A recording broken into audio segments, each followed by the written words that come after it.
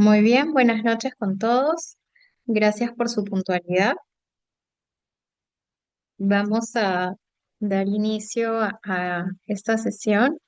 Gracias a todo el Comité AMLAR por el apoyo brindado en este tipo de espacios académicos que nos permiten definitivamente compartir nuestras experiencias, compartir todo lo que venimos haciendo desde nuestros países. En esta noche, en miras al AMLAR 2026, que se llevará a cabo del 6 al 11 de octubre de este año, recuerden, en Punta Cana, pues de manera continua o conjunta con CLAGIR, vamos a dar inicio a esta sesión académica.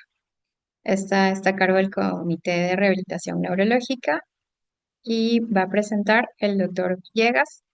Él es médico especialista con alta especialidad en medicina de electrodiagnóstico, es director de Anguaicha, empresa que ofrece procedimientos de electrodiagnóstico y monitoreo neurofisiológico intraoperatorio aquí en Perú. Doctor, bienvenido. Buenas noches, doctora Pilar. ¿Se me escucha bien? Sí, se escucha bien. Bien. Bueno, quería agradecer la invitación para revisar un poco sobre este tema y bueno, empezar a tratar, ¿no? Vamos a hacer básicamente una revisión general, empezando de las bases anatómicas, de la patología del nervio mediano a nivel del túnel del carpo, hasta el manejo rehabilitador, incluyendo la parte de uso de ondas de choque, que fue lo que se me pidió. Eh, Profundizar un poco y darles algo de la experiencia que he tenido, ¿no? En ese campo. Bueno, empecemos. Comenzando por lo más básico, hay que saber de dónde viene el nervio mediano, ¿no? Acá es un cuadro típico, varios lo deben de conocer porque este es sacado del Preston Shapiro, que es un libro básico, ¿no? En lo que es la medicina de electrodiagnóstico. Todos los que, al menos durante su rotación de electrodiagnóstico, deben haber por lo menos leído algunos capítulos de este libro, ¿no?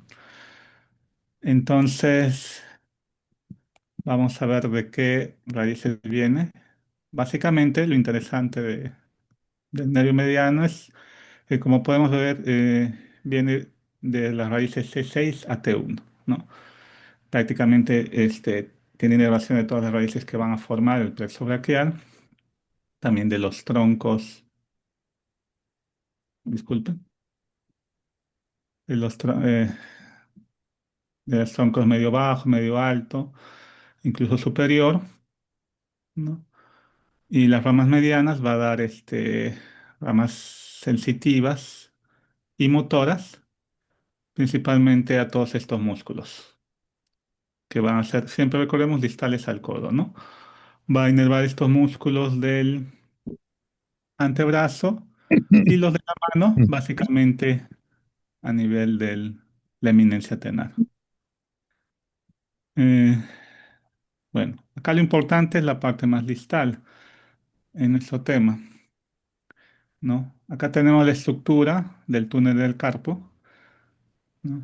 Que si recuerdan, el techo está formado por este ligamento carpal transverso, el piso está formado por algunos huesos del carpo, sobre todo el trapecio, el semilunar y más distalmente el hueso grande, ¿no?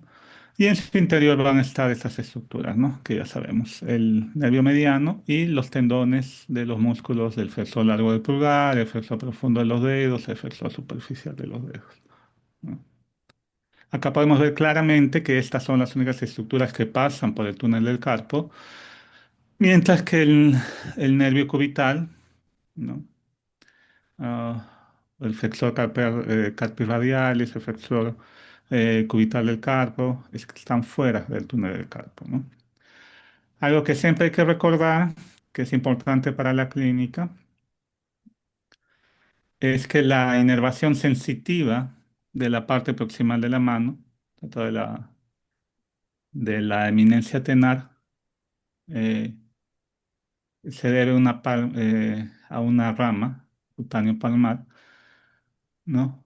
Y que no pasa por el túnel del carpo. Entonces, usualmente esa zona, en un cuadro clínico clásico de síndrome del túnel del carpo, no tendría que estar afectada, ¿no? Las ramas sensitivas más distales son las que van a estar afectadas, por eso el cuadro clínico usual va a empezar, ¿no?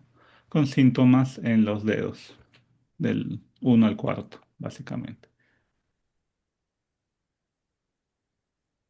Bueno, pasando a la definición, según la OS, ¿no?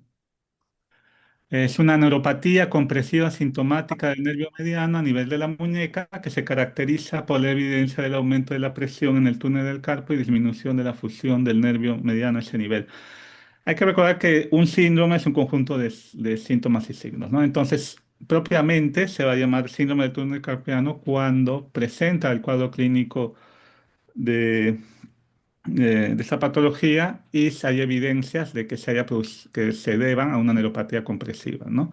A veces cuando realizamos algún estudio de electrodiagnóstico por alguna otra sospecha diagnóstica, ¿no? Ya sea una radiculopatía cervical, ¿no? Una plexopatía, una lesión de otro nervio, ¿no? Radial, cubital, podemos encontrar signos electrofisiológicos que demuestran ya una comprensión del nervio a ese nivel, pero no podemos catalogarlo como un síndrome del túnel carpiano, ¿no? Se puede informar como una neuropatía del mediana a nivel del túnel del carpo, ¿no? De tal grado, pero no se puede hablar de un síndrome como tal, ¿no? Eso hay que tener eso en cuenta.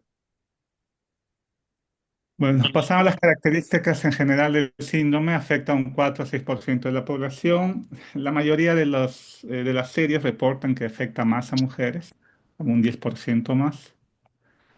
Eh, los síntomas más usuales son parestesias, debilidad.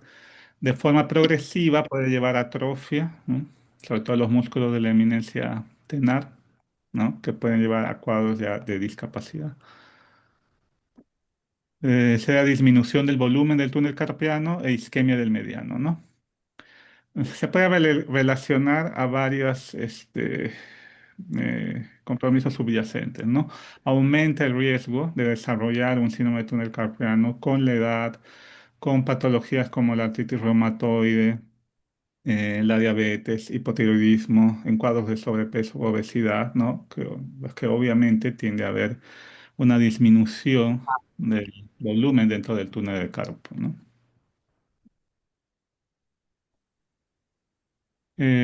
Los síntomas principales son dolor en muñeca, brazo, parestesias en manos. A veces, como hemos revisado la anatomía, usualmente debería afectar solo el primero, el tercer dedo, a veces el cuarto dedo, pero la presentación clínica puede variar. Puede ser un dolor de tipo difuso que afecte todos los dedos de la mano, básicamente la yema.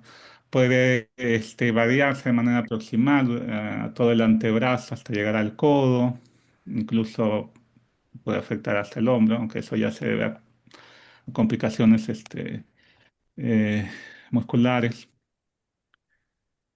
Los síntomas se exacerban con la flexión o extensión sostenida de la muñeca y que puede empezar a generar una situación discapacitante desde la primera fase, sobre todo pues, en personas que trabajan con las manos, ¿no? Ya sea en computadoras o en trabajos que requieran uso de maquinaria, ¿no? Manual. La etiología es a nivel histopatológico ya se ha evidenciado que se forma primero un edema que genera una esclerosis vascular y va produciéndose fibrosis. Esto lleva a un proceso de desmielinización por la compresión, lo que lleva a isquemia del nervio. En casos severos se va produciendo afectación ya axonal, se produce degeneración valeriana y pérdida progresiva de axones, ¿no? Lo más frecuente se relaciona a uso repetitivo de la mano por eh, de origen laboral. Es menos común que se relacione a enfermedades infecciosas o inflamatorias, ¿no? Igual ahí tenemos el cuadro de todas las patologías a las cuales se puede asociar, ¿no? Si hay algún proceso que ocupe volumen a nivel del túnel del carpo, ¿no? Como tumores, ¿no? Eh, Algunas enfermedades congénitas, ¿no? Puede haber arteria persistente del mediano, ¿no? Hay túneles del carpo pequeños, congénitos, ¿no? Y algunas otras anomalías anatómicas, ¿no? Que pueden llevar a que aumente el riesgo de que se produzca una compresión del nervio mediano a ese nivel. Bueno, como ya hemos dicho, las fibras sensitivas son afectadas al inicio, ¿no? En la mayoría de los pacientes. Los primeros síntomas siempre van a ser sensitivos, ¿no? El adormecimiento, las parestesias. Conforme progresa el cuadro, va a empezarse a afectar las fibras motoras. Esto va a llevar a debilidad muscular progresiva, generalmente en ese orden, ¿no? Primero se debilita la abducción o posición del pulgar, la afectación de los músculos de la eminencia tenar, y luego ya se puede evidenciar una hipotrofia, atrofia de estos músculos, ¿no? Esto lleva a dificultad. La persona en consulta refiere que tiene dificultad para abotonarse, ¿no? La camisa, abrir tarros, sostener frascos, ¿no? Girar la llave de la puerta. Como ya mencionamos, la sensación tenar está conservada porque viene de la rama sensitiva palmar. Ya. Entonces, generalmente llega un paciente con ese cuadro descrito, ¿no? De semanas o meses de evolución, ¿no? Y bueno, en la consulta generalmente usamos este tipo de pruebas, ¿no? Que han tenido, mm, según la bibliografía, bastante uso. Hay varios estudios que dan, como pueden ver, amplios rangos de porcentaje de sensibilidad y especificidad para todas estas pruebas. Eh, la que pueden ver que tiene ambos, tanto un porcentaje alto, tanto de sensibilidad como especificidad, es la prueba de Durkheim, ¿no? Que consiste en la compresión del mediano, como se ve en la imagen, sostenida. Al comprimir a ese nivel, para considerar la prueba positiva, el paciente tiene que referir que está sintiendo los mismos síntomas que suele sentir cuando tiene las molestias, ¿no? Es decir, el adormecimiento, las parestesias en los dedos, ¿no? Directamente algunos te dicen que sienten que va la corriente desde la presión hasta la punta del dedo, ¿no? Pruebas que tienen menor sensibilidad, que también son bastante usadas o las más usadas, ¿no? El Tiner, ¿no? Que es la percusión igual a nivel del túnel del carpo. Bueno, acá se muestra en la imagen con un dedo, puede hacerse con un martillo de percusión. Y el test de Fallen, ¿no? Donde se hace una flexión sostenida. Según lo que se indica en la bibliografía, tiene que ser por lo menos de 30 a 60 segundos, ¿no? Combinando un test de Fallen y de Durkheim positivos, la bibliografía nos refiere que ambos tienen una sensibilidad y especificidad del 92%.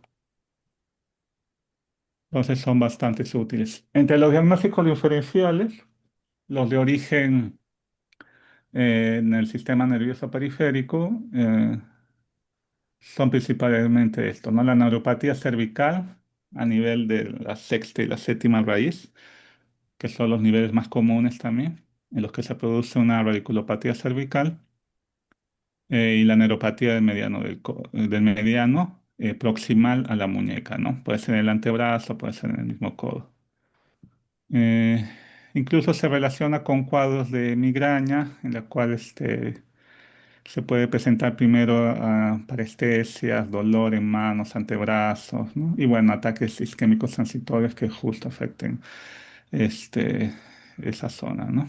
En la zona cortical, de donde inicia el tracto piramidal hacia la mano.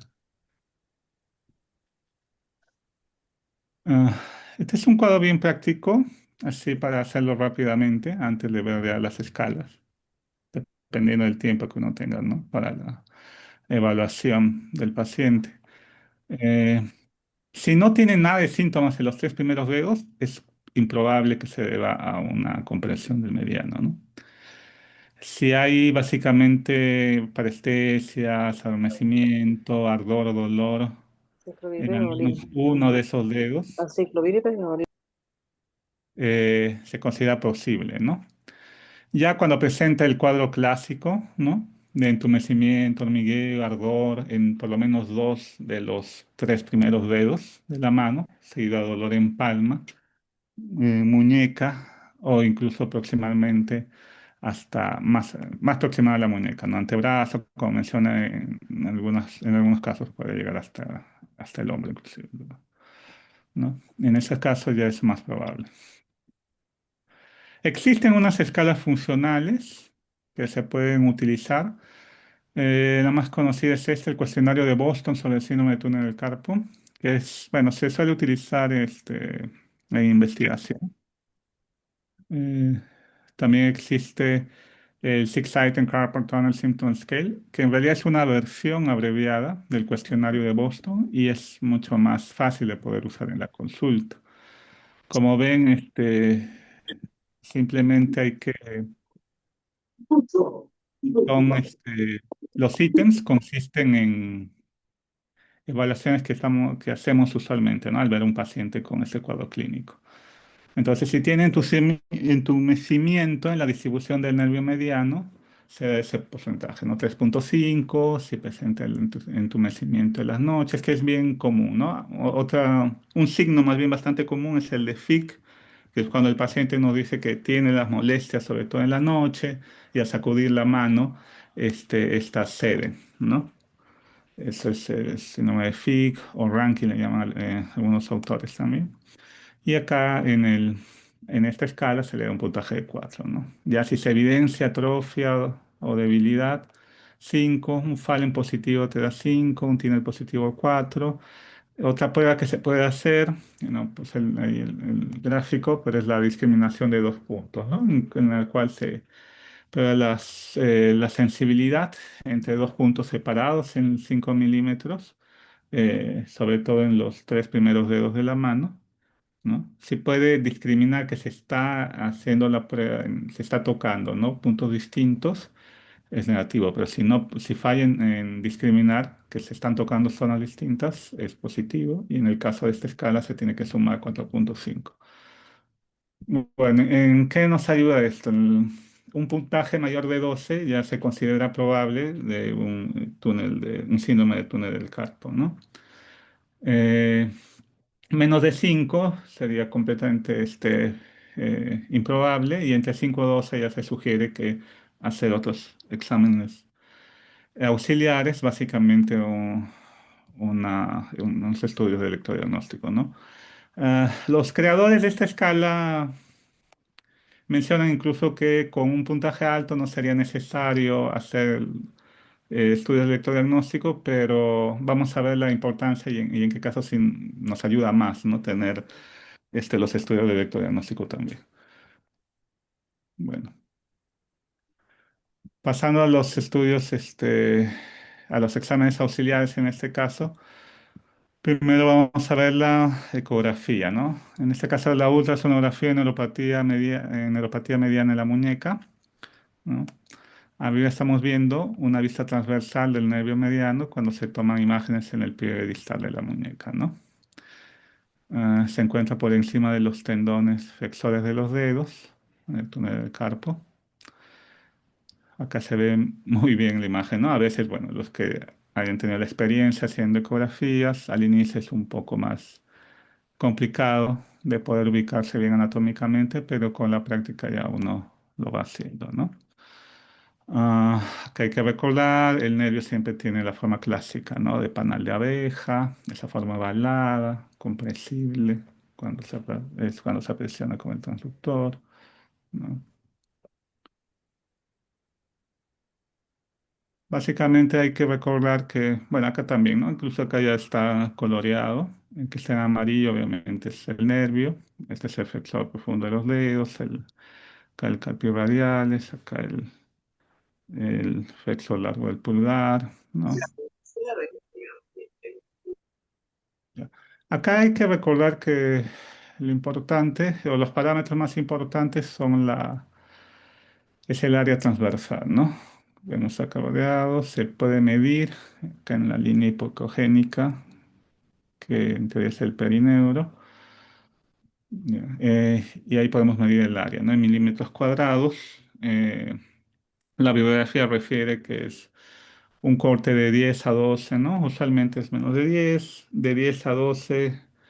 eh, se considera el límite superior, algunos autores lo dan hasta 13. Generalmente más de 12, 13 ya se considera el límite para considerar que eh, hay un aumento, ¿no? En el área del nervio. Eh, Generalmente ya cuando hay cuadros clásicos, un cuadro clínico clásico de túnel carpo, se encuentran nervios con 14, 15 más de área transversal, ¿no? Acá lo que se ve en esta línea hipoecoica, donde siguen las flechas, es el retináculo flexor. Mm,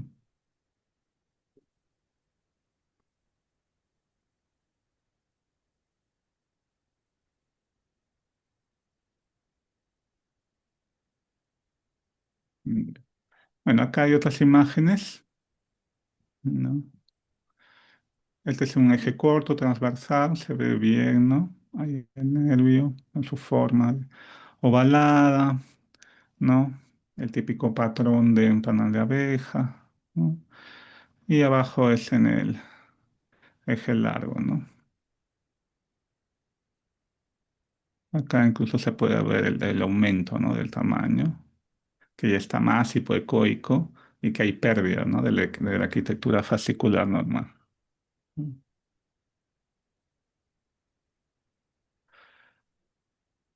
Acá hay otro corte donde se ve claramente la relación. Aquí está el nervio mediano, ¿no? Y acá abajo es el flexor profundo de los dedos. Mm.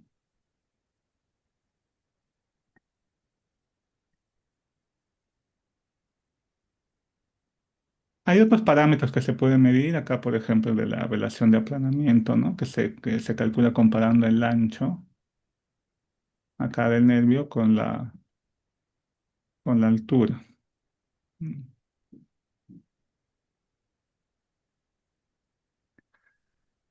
En general, si tienen un ecógrafo a la mano, debe considerarse para detectar anomalías estructurales, ¿no? En la muñeca del paciente con un cuadro clínico del síndrome de túnel del carpo. Esto ya la evidencia tiene un nivel de recomendación B, ¿no? Incluso algunos autores sugieren utilizar la ecografía como una prueba de tamizaje, ¿no? Pacientes que encuentren con nervios medianos a nivel del túnel del carpo con un área transversal mayor a 13, 14 milímetros cuadrados, sí tiene que hacerse una electromiografía sí o sí, ¿no? En lo que nos va a ayudar, que no nos puede ayudar las pruebas de electrodiagnóstico ni simplemente se puede detectar con un examen clínico, son las alteraciones estructurales, ¿no? Como se ve acá en la imagen, se puede ver este nervio mediano bífido, ¿no? Acá se ve bien bonito los dos fascículos del nervio mediano, ¿no? En realidad es bastante común, algunas series mencionan un porcentaje de 10 a 15% de incidencia. La otra prueba principal y que en realidad es la que nos da el diagnóstico del síndrome de túnel del carpo son los estudios de electrodiagnóstico, básicamente la neuroconducción motora sensitiva y la electromiografía de aguja, ¿no? Como mencionamos, las fibras sensitivas son las primeras que se van a dañar porque tienen mayor proporción de fibras mielinizadas. Por la compresión a nivel del túnel del carpo, estas se van a dañar primeramente, ¿no? Son más susceptibles a la isquemia. Y al daño mecánico, hay disrupción en los nódulos de Ranvier y por tanto hay disminución en la velocidad de conducción, ¿no? Esto se va a evidenciar al hacer los estudios, sobre todo cuando se comparan con los otros nervios, ¿no? Que hemos visto que pasan fuera del túnel del carpo, ¿no? Ya sea radial o cubital. ¿Cuáles son los objetivos al solicitar un examen de electrodiagnóstico? Y esto hay que tenerlo bien claro porque a veces, al menos los médicos rehabilitadores que hacemos estudio de electrodiagnóstico, pues lo tenemos siempre bien presente, pero a veces no. Para los colegas que no tienen a la mano un equipo de electrodiagnóstico, no están muy familiarizados ya con estos estudios, pues a veces se les pasa, ¿no? Entonces, primero los estudios nos van a servir para escribir estos diagnósticos Sí, en la diferenciales, parte de abajo ¿no? también, claro. Se va a diferenciar claramente de una neuropatía proximal al túnel del carpo, de una plexopatía braquial, de una La parte de abajo radiculopatía también está cervical, desinfectada. ¿no? Y Que qué son raro los, que no se botó agua. que son Porque los siempre bota agua y llena de diagnósticos agua toda la diferenciales. nevera. Eh, También nos va a mostrar la La lentificación focal, gelatina que estaba se ¿no? derritió. Conocemos como bloqueo de conducción a nivel del túnel del carpo.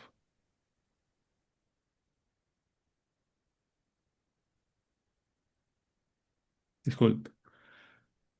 Bueno, también cuando hay ya cuadros subyacentes, ¿no? Como pacientes diabéticos que ya tienen polineuropatía, que pueden tener un cuadro de túnel del carpo, ¿no? Queda También duro. para poder dilucidar el diagnóstico. Entonces, ¿por qué vamos a hacer los estudios de electrodiagnóstico? Bueno, como mencioné, la fisiopatología del síndrome de túnel del carpo empieza por un proceso desmielinizante que de manera progresiva va a llevar a pérdida axonal.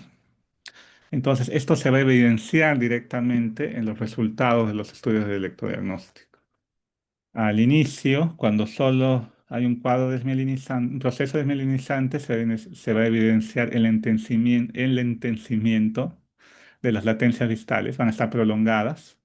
Primero las sensitivas, porque de nuevo las fibras sensitivas son las primeras en ser afectadas, y luego las motoras, ¿no?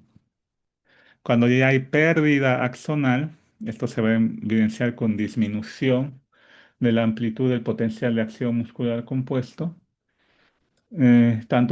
bueno, en los estudios motores y el potencial de acción sensitivo, nervioso sensitivo, ¿no? En los estudios sensitivos. Mm. Generalmente, y esto es a veces por lo que refieren, van a encontrar bibliografía donde los autores van a dar este porcentaje de 10, 25, incluso 30% de falsos negativos, ¿no? Que los estudios salen normales a pesar de tener un cuadro clínico típico de síndrome de túnel del carpo. Eh, en eso se basan algunos otros autores para postular que haciendo las escalas clínicas no sería necesario estar pidiéndoles a todos estudios de electrodiagnóstico. Pero ese porcentaje de, digamos, llamémoslos falsos negativos, eh, salen con los estudios usuales que se hacen, ¿no? Que vamos a ver ahorita los estudios que se tienen que realizar específicamente. Y vamos a ver que para estos casos existen otras pruebas, ¿no? Que son las pruebas comparativas con la neuroconducción del nervio mediano con los otros nervios que inervan a la mano, ¿no? O sea, es decir, el cubital y el radial. Cuando se realizan las pruebas comparativas, este porcentaje disminuye a menos del 5%, 2% incluso en algunas bibliografías. Ya. Entonces, básicamente los estudios rutinarios, siempre que llega un paciente con un diagnóstico probable de túnel del carpo, hay que hacer estos estudios, ¿no? Neuroconducción motora, sensitiva, del nervio mediano, del nervio cubital, ¿no? Y sensitiva del nervio radial. Y bueno, acá lo han puesto en el parámetro, está así también el Preston, pero en realidad no es tan necesario. Pero si se tiene el tiempo y se conoce cómo hacer la prueba rápidamente, se pueden hacer respuestas F, ¿no? Tanto del nervio mediano como del cubital. ¿No? Entonces, lo que vamos a obtener, como dije en un cuadro eh, típico de túnel del carpo, va a ser primero la prolongación de las latencias sensitivas, luego motoras, si hay afectación de fibras motoras. Por tanto, las latencias de las ondas F también van a estar prolongadas. Si hay afectación ya axonal, si hay pérdida axonal, va a haber disminución de las amplitudes.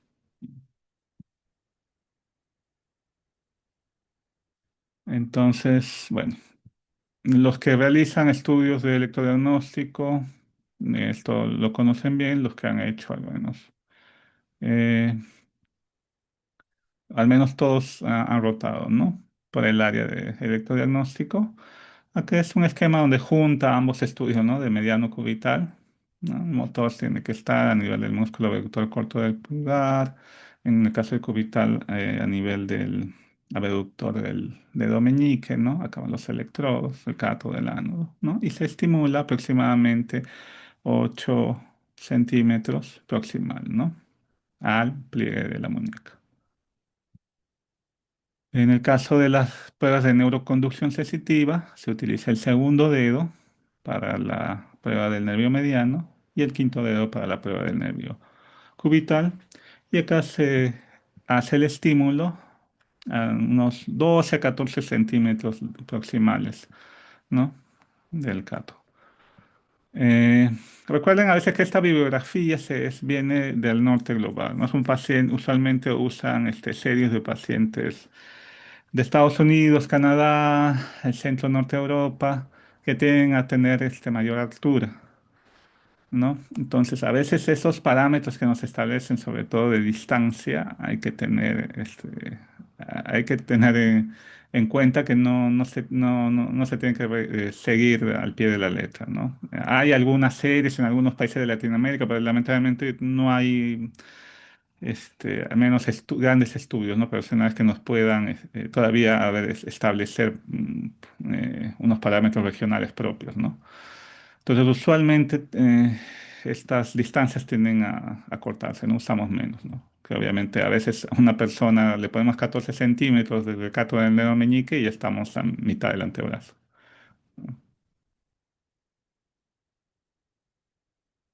Bueno, acá es el estímulo. eh, El estudio usual es el estímulo se da aproximado a la muñeca. En este caso, para el diagnóstico de túnel del carpo, se suele sugerir también estimular a nivel de la muñeca, a nivel de la palma de la mano, como vemos acá en la imagen. Ese es un poco más complicado, a veces dependiendo de la forma de la rama, porque a veces hay variantes anatómicas en que hacen como curvas, digamos para llegar hasta el músculo, hay que posicionar este, el estimulador. Entonces, pero generalmente poniéndolo así, como está en la imagen, se llega a captar una respuesta clara. Y ahí es más evidente el bloqueo de la conducción, porque obviamente se hace el estímulo a nivel de la palma, porque acá todavía no debe estar afectado el, el nervio, a menos que sea casos muy severos, ya bastante crónicos, ¿no? Que por degeneración valeriana ya hay una atrofia incluso de toda la eminencia tenar. Pero usualmente cuando se hace el estímulo ahí se obtiene un buen potencial de acción que a veces con una latencia bien corta, a diferencia del estímulo proximal a la muñeca que tiene que pasar por la zona de compresión, ¿no? A nivel del túnel del carpo. Entonces, en el caso del túnel del carpo, los que hacen estudio de electrodiagnóstico, no olviden hacer el estímulo también a nivel de la palma de la mano. Bueno, acá tenemos los estudios comparativos. Vamos a ver el cuadro o la imagen mejor. Ah, el principal es, el más común es el estímulo con captación en el cuarto dedo, ¿no? Acá es como se ponen los electrodos a nivel del cuarto dedo. Por anatomía recordemos, ¿no? Que la inervación de la palma de la mano, del tercer dedo hasta la mitad del cuarto dedo, clásicamente la mayoría de las personas, está inervada por la rama del mediano, ¿no? Rama sensitiva del mediano. Y que la otra mitad del cuarto dedo y del quinto dedo del meñique está inervada por una rama del cubital. Entonces, En teoría, en el cuarto dedo vamos a tener ramas de ambos nervios. Entonces, al hacer el estímulo, acá igual 12 a 14 centímetros, incluso 10, como les decía, dependiendo del tamaño de la persona. Aproximada a la muñeca, se hace el estímulo tanto a nivel del mediano como del cubital y se obtiene, ¿no? Una respuesta. Y ahí se compara las latencias entre ambos nervios. Igual en el primer dedo, en el pulgar, se pueden colocar los electrodos y se hace un estímulo, en este caso a nivel del mediano y a nivel del radial. Acá es más corta la distancia, realmente son unos 8 o 10 centímetros, ¿no? Porque también el pulgar, en su parte dorsal, recordemos, tiene inervación de una rama del nervio radial. Hay otra prueba, que es la que vemos acá, que en este caso no es un estímulo sensitivo, sino más bien la captación se hace a nivel proximal a la muñeca, ¿no? Y se va estimulando a nivel del nervio mediano y del nervio cubital, ¿no? Eso se conoce como palm diff en inglés, ¿no? O de diferencia de la palma, ¿no? En este caso es un estudio, bueno, sí es sensitivo, no me expresé mal, pero ortodrómico, ¿no? Porque la dirección fisiológica de un nervio sensitivo es de distal a proximal, ¿no? Todos los demás son antidrómicos. Entonces, en esta prueba generalmente se busca que haya un corte de 0,4 a 0,5 milisegundos de diferencia, ¿no? Entre el nervio mediano y el otro nervio, ¿no? Si el nervio mediano es el que está más distal, se va a considerar positivo, ¿no? En el sensitivo del cuarto dedo, si es igual o mayor a 0,5 milisegundos, se considera positivo, ¿no? Igual en el palmar mixto. Y bueno, esta es otra prueba en la cual esta es más bien motora, se hace una captación en la mano, lumbricales interóseos y se estimula a nivel del mediano y el cubital. Aproximada a la muñeca también la diferencia tiene que ser de 0,5 más. Acá para recordar que la bibliografía menciona este índice sensitivo combinado, ¿no? En el cual se usan las tres pruebas del gráfico anterior y se suman sus resultados, ¿no? Cada uno individualmente, como le dije, 0,5, 0,4. Este 0,4, 0,5, 0,5. Pero a veces no se llega, ¿no? A ese valor. Le hacemos sacar el dedo anular y se obtiene 0,4, ¿no? Que está dando para 0,5, pero no es positivo. Acá 0, igual 0,4, acá 0,2, 0,3, ¿no? Entonces, individualmente ninguna alcanzaría el corte, ¿no? Pero usando el índice combinado, sumando tres, si llegan a 0,9 o más, se considera anormal con una sensibilidad del 83 y especificidad del 95%, ¿no? Eh, Obviamente, si uno de ellos sale positivo, sobre todo el anular, ¿no? Con latencias muy altas, de por sí ya tiene 0,6, 0,7, ya no sería necesario hacer todo el test, ¿no? Todo el índice.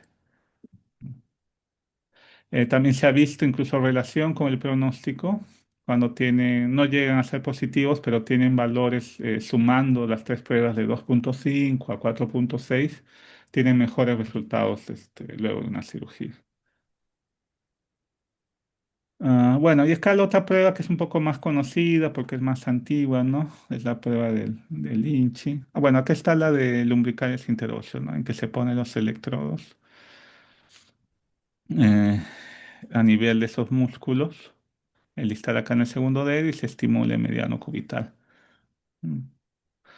Eh, Esto nos va a ayudar sobre todo en algunos cuadros pacientes que, por ejemplo, se le hace la nanoconducción sensitiva y ya se obtiene o no se obtiene potencial o es muy distal, con amplitud muy disminuida, a veces se da o en cuadros de polineuropatías, y no se puede hacer una comparación adecuada entre la neuroconducción sensitiva con otro nervio, ¿no? De mediano con otro nervio. Acá, como se utiliza el estímulo motor, que tiende a estar preservado, al menos mayor tiempo, sí nos puede servir, ¿no? Para establecer esas diferencias. Y bueno, en el caso del lynching, generalmente se utiliza si todo lo demás ha salido negativo. Es decir, se le hace una neuroconducción motora sensitiva, no están las latencias prolongadas. Se hace la prueba comparativa del cuarto dedo, no llega a 0,5, la comparativa con radial no llega a 0,5, el palm diff no llega a 0,4, le haces el índice combinado sensitivo, no llega a 0,9, pero tiene la sintomatología típica de un túnel del carpo. Entonces, en esos casos podemos hacer eh, la prueba de rastreo de lynching, ¿no? Que es un estímulo eh, que se da aproximada a la muñeca y se va aumentando bueno, sí, un centímetro, ¿no? Se puede hacer 6, 7, bueno, por lo menos unos 6 estímulos, ¿no? En algunas bibliografías mencionan 8, incluso otras hasta 10, se van hasta 2, 3 centímetros proximal al- o empiezan desde 2, 3 centímetros proximal al, al pliegue de la muñeca. Mm. Pero lo usual es hacer unos 6, 8 estímulos, ¿no? En este caso también se ve la diferencia de las latencias, ¿no? Entre uno con otro estímulo.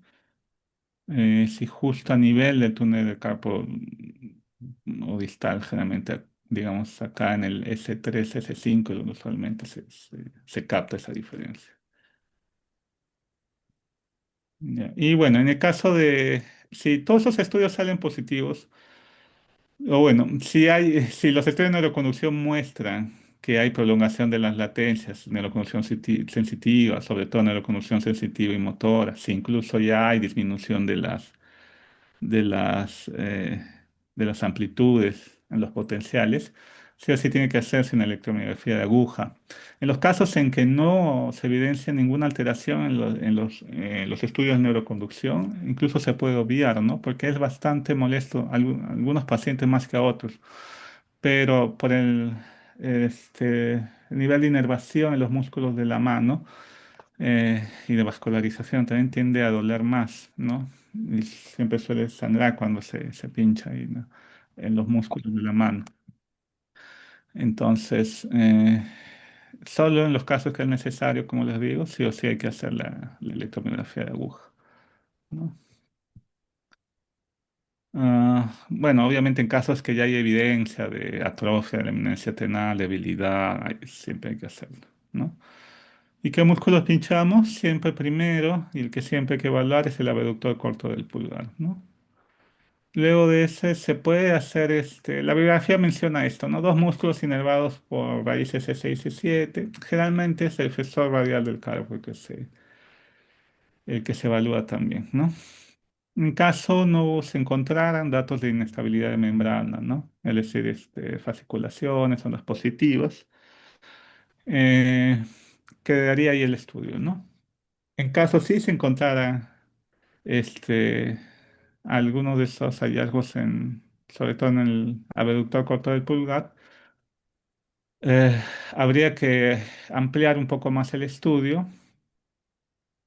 Parte del flexor radial del carpo se puede evaluar el pronador y otros dos músculos no inervados por el nervio mediano, pero sí por el tronco inferior o raíz 8T1. Básicamente, la mayoría de los músculos de la mano que están inervados por una rama del nervio cubital, ¿no? Sobre todo los que se evalúan con mayor frecuencia son el abductor del meñique y el primer interóseo dorsal, ¿no? En ese caso, el síndrome de túnel de carpo debería salir negativo, por ejemplo, ¿no? Ya. Con los resultados que tenemos de estos estudios, ¿cómo podemos clasificar la gravedad del síndrome? Esto se ha estado en estudios desde hace décadas, literalmente. Eh, la primera clasificación que se usó de manera más o menos amplia es esta de Padua, ¿no? Que también lo deben haber revisado, no sé si recuerdan, en sus rotaciones de electrodiagnóstico, ¿no? Ya no es tan usada, pero era una clasificación que nos daba de 1 a 6 y desde un síndrome negativo hasta un síndrome extremo, ¿no? En el año 2000, el doctor Jeremy Blount eh,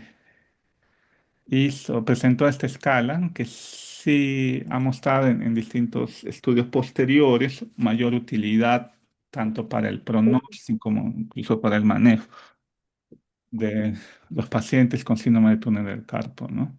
Entonces él lo divide en 7 grados, comenzando del 0 al 6. En el 0 no hay ninguna evidencia electrofisiológica de túnel del carpo. Le has hecho todas las pruebas, incluso el INCHI, y no sale nada positivo. Entonces, en ese caso es un grado 0.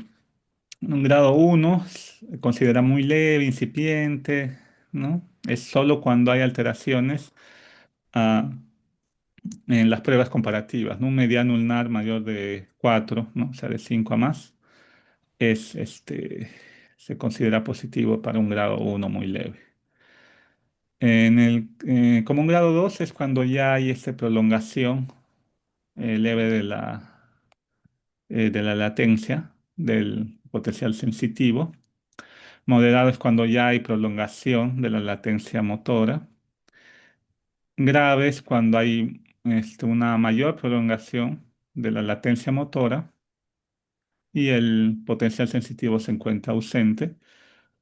El grado 5 igual, potencial sensitivo ausente y una prolongación aún mayor de la latencia motora, que es 6,5. El corte, recuerda, 1, 4,2. Eh, y el grado 6 extremadamente grave cuando ya hay disminución marcada del potencial de acción, ¿no? Incluso da un corte de 0,2, ¿no? Recordemos que lo normal debe ser de 5 a 10 como mínimo, ¿no? Cuanto más joven es el paciente, incluso mayor. Luego la ANEM, ¿no? La Asociación Americana de Enfermedades Neuromusculares y Diagnóstico, sacó su propia clasificación, que es más resumida y es más práctica en realidad.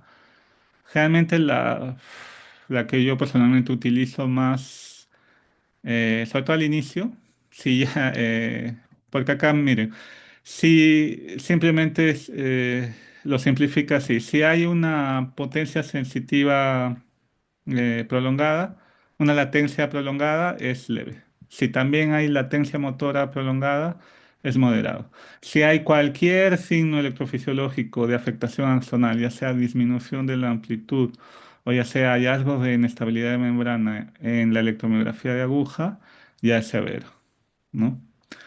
Entonces, al menos al inicio, para tenerlo como una clasificación básica, sirve bastante. Ya después, generalmente cuando es leve moderado, yo me quedo en la clasificación de la NEM, porque hemos visto que se coincide con los grados, ¿no? 2 y 3 del Blunt. Pero cuando le hago todos los estudios, ¿no? Bueno, los usuales, ¿no? Antes de hacer los comparativos, ¿no? Y sale normal y tengo que hacer los comparativos y ahí encuentro alteraciones. Entonces ahí ya uso la clasificación de Blanc, ¿no? Porque es un grado 1. Y en el severo, para diferenciar, también ya prefiero ser más detallado en este caso, ¿no? Pero al menos como una clasificación básica fácil de manejar, que tal vez todos deberemos tener en cuenta, es esta, ¿no? La de la NET. Luego hay otras clasificaciones posteriores. Esta es similar a la de Blanc, pero es un poquito ya más detallada. Se utiliza para estudios, eh, pero para investigación me refiero, ¿no? Mm, si se tiene tiempo se puede utilizar, pero no he tenido mucha experiencia y no veo que tampoco en la bibliografía se la utilice mucho. Bueno, entonces, teniendo en cuenta todo eso, eh, ¿para qué nos ha servido, no? Hacerle todos esos exámenes al paciente. Aparte que nunca es cómodo, ¿no? Recuerdo. Sobre todo la parte de electromiografía de aguja, porque les recalco que la mano siempre tiende a molestar más. Eh, entonces ya todo esto nos ha servido para confirmar o refutar el diagnóstico. Nos puede ayudar si es que se refuta el diagnóstico, podemos haber hallado signos de otro diagnóstico, ¿no? Ya sea una polineuropatía, por ejemplo, ¿no? O una radiculopatía cervical, ¿no? Eh, Luego de algún procedimiento puede haberse incluso que ha habido algún empeoramiento o mejora, ¿no? Como guía del tratamiento también. Ahora vamos a ver, cuando ya vemos el avance, nos puede servir, ¿no? Se puede hacer estudios que luego de 3, 6 meses, ir viendo si hay algún cambio evidente, sobre todo en la neuroconducción, ¿no? Según las clasificaciones que hemos visto, nos puede servir para el pronóstico, ¿no? Y en investigación se usa como gol estándar, ¿no? Si sale positivo en las pruebas de electrodiagnóstico, se considera que sí tiene un cuadro propiamente de síndrome de túnel del carpo. Entonces, bueno, resumiendo, hemos visto el cuadro clínico de un paciente con síndrome de túnel del carpo. Podemos usar algunos de los cuestionarios. Bueno, el de Boston, que es muy amplio, pero podemos usar la versión de 6 preguntas, ¿no? Que sí, lo pueden hacer rápidamente en consulta. Usando las maneras especiales, tenemos a nuestra disposición el uso de los exámenes de electrodiagnóstico, ultrasonografía, tratamiento. Primero no quirúrgico, quirúrgico. En el caso de pacientes con cuadros clínicos crónicos, que en la electromiografía se evidencie eh, cuadros severos, muy severos, ¿no? En un Blanc sería de un 4 a 6. Eh, Generalmente ya se debería sugerir el tratamiento quirúrgico, ¿no? Ya sea liberación abierta, abierta limitada, ahora hay también liberación endoscópica, o en caso no sea posible, el paciente no desee, se pueden hacer algunos de los procedimientos invasivos que existen, ¿no? Ah, en los casos leve moderado, que queda más lento de nuestro campo, empezamos a manejar con todo lo que tenemos a nuestra disposición, ¿no? Las ortesis, la terapia física, medicamentos, algunos procedimientos, ¿no? Incluido entre estos las ondas de choque, como vamos a ver. Bueno, en general debe iniciarse el tratamiento lo más pronto posible, ¿no? Existen varios tratamientos conservadores para mejorar la funcionalidad en pacientes con cuadros leves moderados, como dije, ¿no? Acá la férula neutra nocturna, recordemos que usualmente la posición fisiológica de la muñeca son unos 20 grados en extensión que tienden a comprimir más el espacio del túnel del carpo, por eso se usa una férula neutra, ¿no? Que ponen cero de extensión a la muñeca para que durante la noche, que es cuando se producen los síntomas, sobre todo con mayor intensidad, no amanezca con las molestias o incluso no se levante con las molestias, como sucede, ¿no? En algunos pacientes. Eh, Entre bueno, ¿qué me pasó acá? Los agentes de terapia física con los que contamos, pues los que tienen mayor evidencia es el uso de parafina, el uso de ultrasonido, modalidad pulsada, ¿no? Y en procedimientos podemos usar acupuntura, auriculoterapia incluso, que tiene mayor o menor evidencia. Las zonas de choque que vamos a ver un poco más a fondo. Y ya, como le decía, procedimientos invasivos. La hidrodisección del nervio mediano a nivel del túnel del carpo se ha desarrollado bastante. Se puede hacer con solución salina, anestésicos locales, ¿no? La evidencia muestra una buena evolución en pacientes con los que se le hace hidrodisección, ¿no? Ah, Otros procedimientos que se pueden hacer: infiltración con corticoides, neuroproluterapia con destroza al 5%, plasma rico en plaquetas, ozonoterapia. Eh, las infiltraciones en general parecen ser efectivas, a corto, mediano plazo, pero la evidencia no es tan definitiva en ese caso. El uso de férulas a corto plazo sí se asocia con otras técnicas, ya sea ultrasonido o electroterapia, o técnicas de terapia física como la neurodinamia, ¿no? Los deslizamientos neurales, se ha visto que tiene una, un mayor efecto positivo, ¿no? Bueno, ahí como están las que he mencionado, ultrasonido pulsátil, onda de choque, las técnicas de neurodinamia, ¿no? Ahí vemos una de las pruebas bueno, estos son ejercicios que se recomiendan en la fase inicial, ¿no? Sobre todo del cuadro. Mm. Acá vemos, bueno, este es de una revisión sistémica de tratamientos. En general, según esta publicación, hay una mayor evidencia en el uso de iontoforesis, en el uso de ultrasonido, en el uso de los ortéticos de la férula nocturna mm, y de algunas técnicas de fisioterapia, sobre todo manual, sobre todo neurodinamia, ¿no? Pasando a las ondas de choque, recordemos que son ondas acústicas de alta presión utilizadas con fines terapéuticos en patología musculoesquelética, ¿no? El efecto en sí se debe a la mecanotransducción, ¿no? Que va a producir neovascularización, liberación de factores de crecimiento, modulación del dolor, estimulación del tejido, y tiene básicamente son de dos tipos, ¿no? Las focales y las radiales, por la manera en que se distribuyen, ¿no? La diferencia principal aquí está acá, ¿no? Las focales están concentradas en un punto específico, tienen mayor profundidad de penetración y por tanto tienen una mayor precisión terapéutica. Se utilizan sobre todo en patologías tendinosas, ¿no? Y las ondas de choque radiales tienen energía dispersa de forma superficial, menor profundidad, mayor área de cobertura. Se puede utilizar en casos de fibromialgia, síndrome de dolores miofaciales. Bueno, acá vemos lo mismo. Acá, bueno, mencionan defocalizada. Para los que manejan ondas de choque, saben que en realidad no es otro tipo de onda de choque, sino más bien es una técnica de aplicación de unas ondas focalizadas en las cuales hace que se disperse un poco más, ¿no? Entonces, es sería como un tipo intermedio, ¿no? Entre una focal o radial, porque hace que cubra un mayor campo, ¿no? De acción, aunque a menor profundidad que una onda focal. Se utiliza sobre todo en casos para lograr cicatrización, incluso en quemaduras se ha visto utilidad.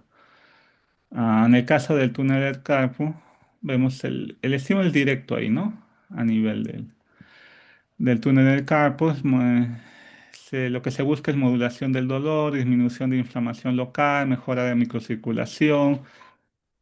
Algunos autores refieren que haya posiblemente un efecto sobre la fibrosis perineural, ¿no? Y actúa mediante la mecanotransducción, ¿no? Que ya vimos. Los estudios demuestran que el uso de ondas de choque extracorpóreas en síndrome de túnel del carpo disminuye el dolor, aumenta la funcionalidad medida según las escalas que hemos mencionado, la de Boston sobre todo. Hay mejora neurofisiológica en los estudios de electrodiagnóstico, ¿no? Se ven beneficios a corto plazo, en menos de un mes, hasta 3 meses, pero los resultados varían según los protocolos, ¿no? Según las series, algunas no mencionan diferencia entre ondas focales y radiales. Por ahí también hay algunos estudios que refieren que usando las radiales habría mejores resultados.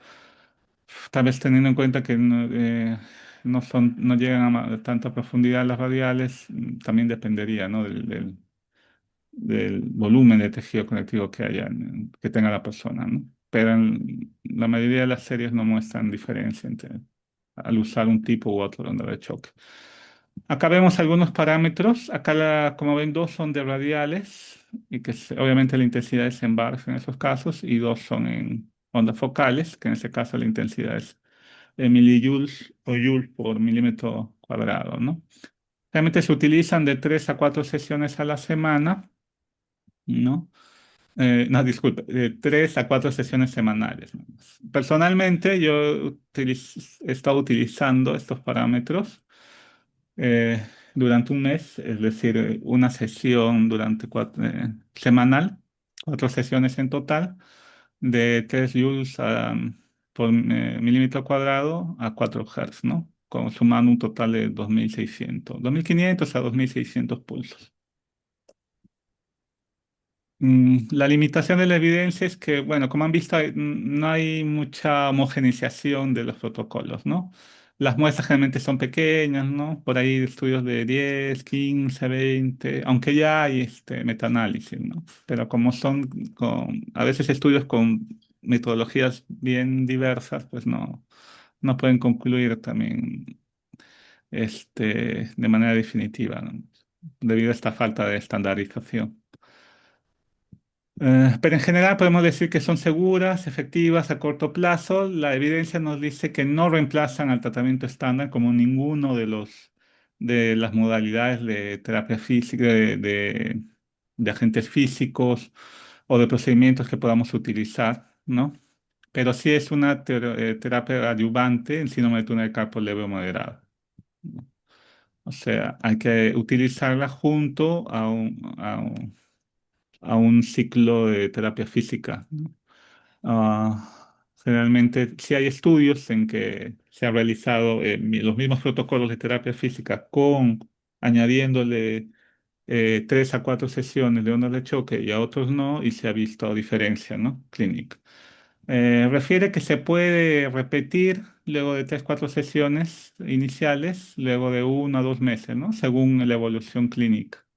Aunque esto tampoco está estandarizado, ni no hay nada, ni existen protocolos, ¿no? Que nos indiquen, este, que nos indiquen que tenga mayor evidencia, ¿no? Al repetir. Generalmente no se hace más de 2 ciclos, ¿no? Que en un intervalo de 1 a 2 meses según la evolución clínica del paciente. Acá un caso clínico que es de un paciente que he visto, solo me faltó poner los estudios de electrodiagnóstico que sí le hice, pero por cuestiones del equipo no puede hacer. Es un paciente varón de 48 años, diestro, oficinista, sin patologías de fondo. Refería un cuadro de 8 meses de evolución progresiva, adormecimiento en el primer a cuarto dedo de la mano derecha. Hace 2 meses ya se añadió dolor, tipura entre las noches, tenía un FIC positivo, solo estaba tomando ibuprofeno, que le mejoraba parcialmente el dolor. Al examen, bueno, tenía sensibilidad un poco disminuida en yema de primer a tercer dedo, aunque sí discriminaba. No había debilidad, Fallen positivo, Durkheim positivo, Tinel positivo, tenía todo el cuadro, ¿no? Típico en túnel de carpo. Le hice la escala del CTS-6 y salió unos 16,5. Recuerden que el corte es 12, entonces según ellos ya ni siquiera habría que hacerle más estudios, ya estaba diagnosticado con túnel del carpo. Venía ya con una ecografía donde se veía un área transversal de 14 milímetros. Le hicimos la electromiografía y se vio prolongación de las latencias de ambas, amplitudes conservadas, y en la electromiografía de aguja no había datos de inestabilidad de membrana. Entonces, según la escala de ANEM, sería de un grado moderado y según Blanc un 3, ¿no? Entonces ya tenemos un cuadro de túnel de carpo moderado, se le inició tratamiento con férulas neutras de uso nocturnos y con uso de AINES, se inició pregabalina por las parestesias presentadas, 75 miligramos una vez al día. Bien. Se empezó tratamiento de terapia física, parafina, ultrasonido pulsado, terapia manual, deslizamiento, ¿no? Ejercicio de neurodinamia. En total 16 sesiones en unas 7, 8 semanas. Y también se le aplicó ondas de choque focales, unas 4 sesiones semanales, según los parámetros que mencioné, ¿no? Que estaba utilizando. El de 3 joules por milímetro cuadrado, 4 Hz, unas 2.600 ondas. Para los que hayan utilizado o usen ondas de choque focales, saben que a 4 Hz va lento el golpeteo, ¿no? Y 2.600 ondas, te demoras un poco más con otros pacientes que les pones, no sé, 3.000 ondas a 10 Hz, ¿no? Que se acaba en menos de 5 minutos, o incluso 14, según el cuadro clínico, ¿no? En algunos casos se ponen hasta 14, 15 Hz y se termina rápido, ¿no? Se le reevaluó luego de 4 semanas de concluir las ondas de choque, cuando había concluido ya las 16 sesiones de terapia física, le hicieron unos 2 meses de la evaluación inicial, y había una disminución del dolor del 60%. En la escala de CT6, CTS6 incluso había bajado 8,5 porque ya no tenía TIN. Eh, Se mantiene el uso de férula y pregabalina, se le da indicaciones para ejercicios en domicilio, y bueno, está todavía pendiente de evaluarlo porque quiero hacer el otro estudio de electrodiagnóstico, ¿no? Luego de los 3 meses para ver si hay algunos cambios. Según la bibliografía, sí se podría evidenciar, ¿no? Una mejora en los parámetros electrofisiológicos. Bueno, para concluir, el síndrome de túnel de carpo requiere un abordaje integral, ¿no? Escalonado según la gravedad, como hemos visto, individualizado. Tratamiento rehabilitador es la primera línea en casos leves a moderados, con énfasis en la mejora de la funcionalidad. Hemos visto que las ondas de choque extracorpóreas son seguras, eficaces a corto plazo. Sin embargo, no se puede utilizar de manera aislada, tiene que considerarse como parte de toda la terapia integral, ¿no? En los casos en que la evidencia muestra que tendría efectividad, ¿no? Por lo tanto, el manejo óptimo integra múltiples estrategias orientadas a mejorar la calidad de la vida del paciente, que como médicos fisiatras rehabilitadores siempre debe ser nuestro enfoque, ¿no? Y bueno, en realidad ver todo lo que dentro de nuestra especialidad tenemos a la mano, ¿no? Por ejemplo, patologías como esta, somos en realidad la especialidad que debería estar a cargo, tanto porque hemos visto que tenemos las herramientas para la evaluación inicial, el diagnóstico y el tratamiento, ¿no? Eso sería todo. No sé si hay preguntas.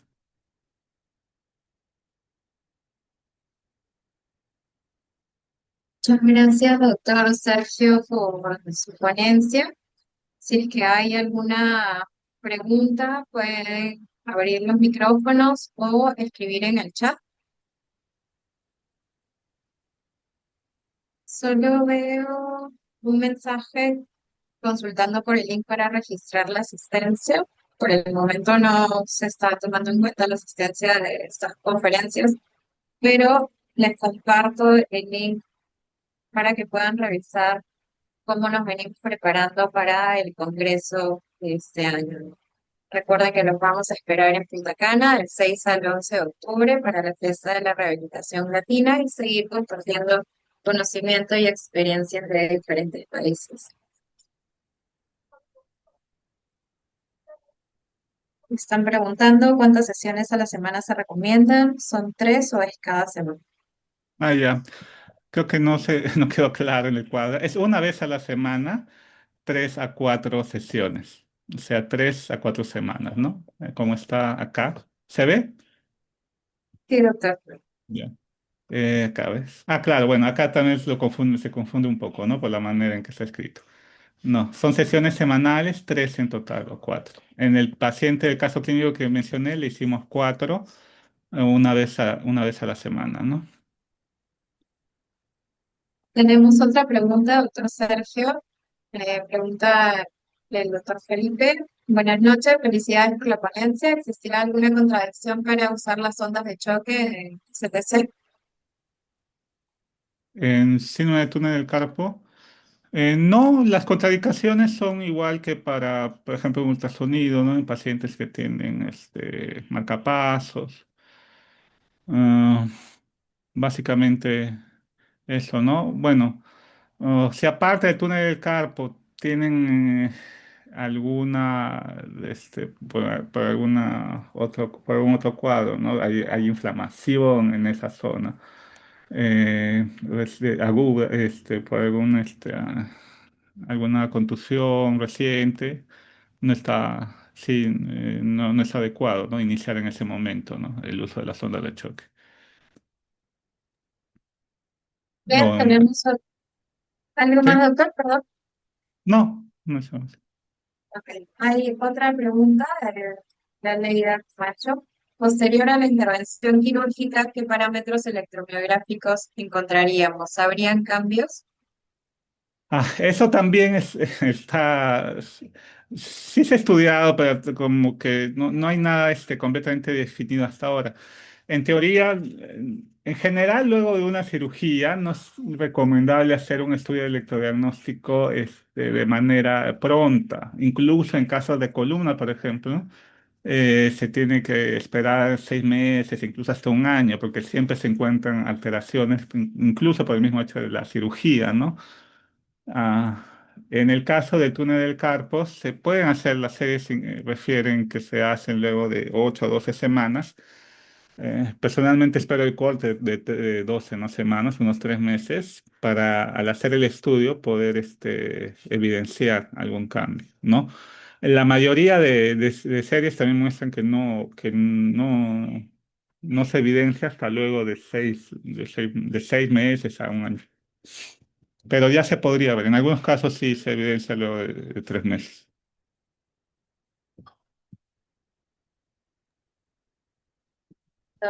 Luego le consultan si prefiere el uso de ondas de choque focal en comparación con las radiales. Bueno, como mencioné, la bibliografía refiere que ambas. Por ahí algunos autores refieren que las radiales tendrían mayor utilidad, pero en realidad la mayoría de la bibliografía menciona que se pueden utilizar cualquiera de los dos tipos. Los que usan saben que generalmente los equipos vienen solo de un tipo, ¿no? O son de onda de choque focales o son de onda de choque radial. Yo he tenido bueno, el equipo que tengo a mi disposición es de ondas de choque focales, que es el que he utilizado en pacientes de túnel del carpo. Creo que sí llegué a utilizar un equipo de onda de choque radial con un paciente para túnel del carpo. Ah, bueno, en ese caso no fue tan bien su cuadro como como el caso que presenté. Pero bueno, no podía decir que fue por el tipo en sí, ¿no? Pero bueno, al menos mi experiencia es esa, pero lo que refiere a la bibliografía es que se puede usar ambos, ¿no? Con estos parámetros más o menos, según algunos estudios, que ven que varía, ¿no?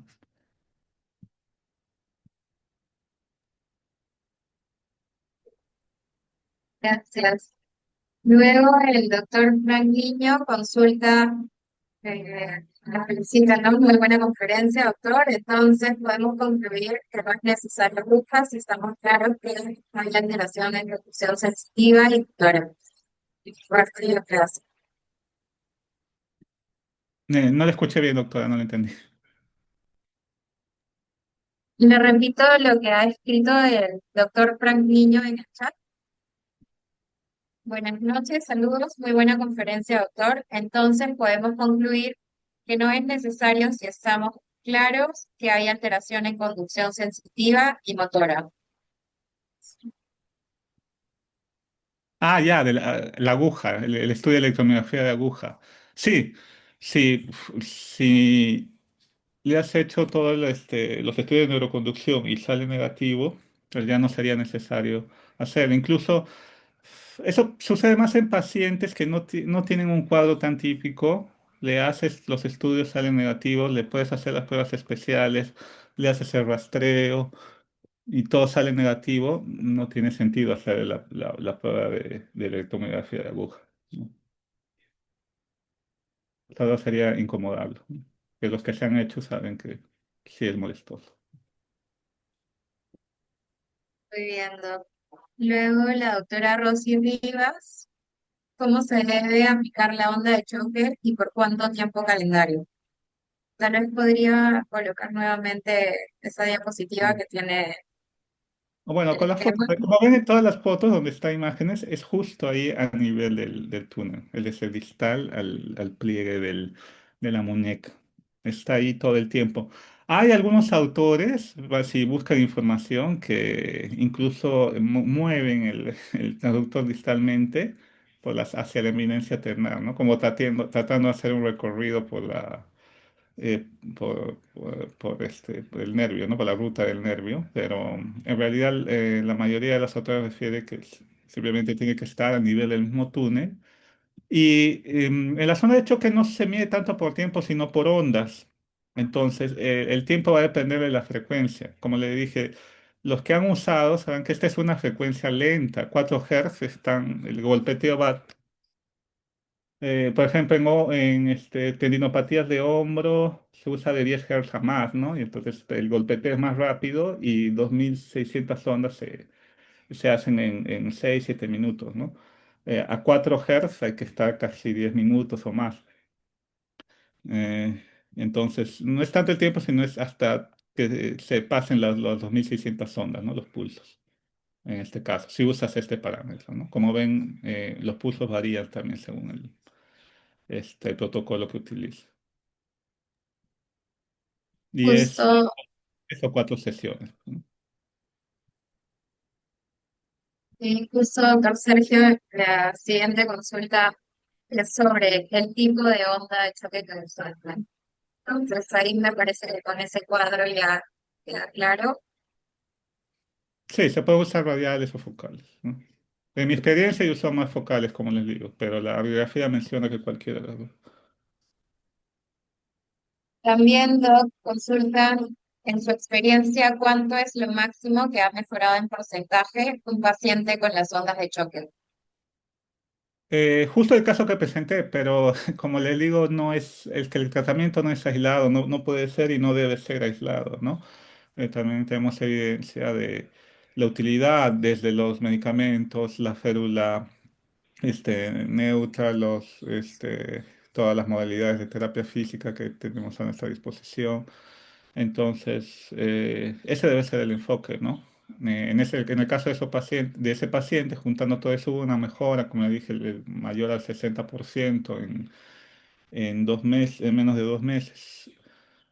Entonces, los que tengan la disponibilidad de poder tener un equipo de ondas de choque a la mano, pues sería bueno que empiecen a utilizarlo, ¿no? Y este es en caso de túnel del carpo, porque los que han usado en tendinopatías, sobre todo calcificadas, ¿no? Hombro, codo, fascitis plantar, la mejor es mayor incluso y más rápida. Bien, la siguiente pregunta es, después de culminar las 4 semanas de onda de choque, ¿cuánto tiempo se debe esperar para otro ciclo? Sí, como mencioné, eso tampoco está estandarizado. Algunos mencionan que depende de la evolución clínica y que se podría esperar unas 4 o 8 semanas después de haber terminado, ¿no? Eh, ya no me alcanzó el tiempo. Se podría incluso hacer una especie de flujograma en el cual tener cortes, ¿no? Si hay una mejoría de mayor del 50%, como en el caso que presenté, pues ya no sería necesario, habría que continuar con los demás tratamientos, nada más. De un 30, 50% o 20, 50%, pues sí podría hacerse otro ciclo de 3 a 4 sesiones de ondas de choque luego de unas 6, 8 semanas luego de haber terminado, ¿no? El primer ciclo. En caso, incluso si no hay nada de mejoría, menos de un 10, 15%, más bien ahí hay que replantearse todo el tratamiento, incluso el diagnóstico, si es que no ha contado con examen de electrodiagnóstico o lo han hecho como a veces sucede, bueno, los que vivimos en Perú, en nuestro medio, a veces no hay tanta accesibilidad de los pacientes en realizarse este tipo de estudios o quienes los realizan tal vez no lo hagan de la manera más adecuada. Perfecto. Y me parece que ya es la última pregunta. En niños y adolescentes con mucopolisacaridosis e incidencia de síndrome de túnel del carpo, ¿los protocolos de electromiografía y tratamiento con ondas de choque son los mismos? Bueno, las pruebas de Entonces, electromiografía sí son las mismas. Los parámetros que se utilizan en los cortes no para niños, incluso por rango etario, dependiendo de su edad, se tienen parámetros ya establecidos. Ah, no, nada Obviamente, más ya basta. Le doy X y no. no Ay, de, no acá con población peruana o latinoamericana, pero sí existen ya esos parámetros establecidos, ¿no? Y se puede establecer un diagnóstico a través de los estudios de electrodiagnóstico. En ondas de choque en sí, sí no tendría la información de población pediátrica, porque igual el estudio por el golpeteo es molestoso, o sea, es como, no sé, 100 veces un ultrasonido. O sea, el golpeteo sí es bastante molestoso y generalmente no lo toleran, pues, personas muy jóvenes.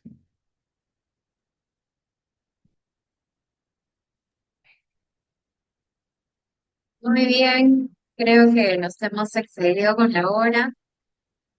Ha sido muy Sí. interesante, doctor Sergio. Gracias por compartir este tema. Perú no hay mucha experiencia. Latinoamérica esto pues está creciendo. Entonces esperemos que haya más espacios y oportunidades para seguir compartiendo, ¿no? Se viene el Hablar 26, se vaya en agenda y ya nos vemos hasta otra oportunidad. Muchas gracias a todos por su participación. Buenas noches. Igualmente, doctora. Buenas noches.